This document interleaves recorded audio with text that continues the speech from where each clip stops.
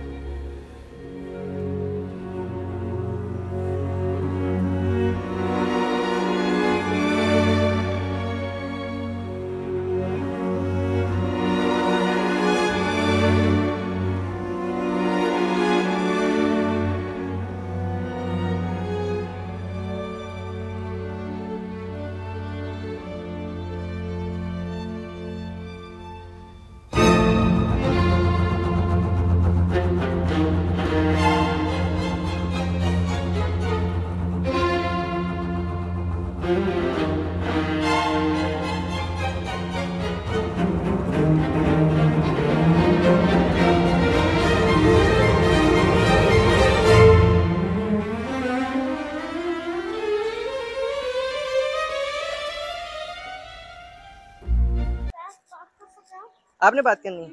अच्छा चलो गाड़ी में बैठ के करना है ना। अशर साहब बार बार कह रहे हैं उसने बात करनी है, पता नहीं क्या बात करनी है अशर ने।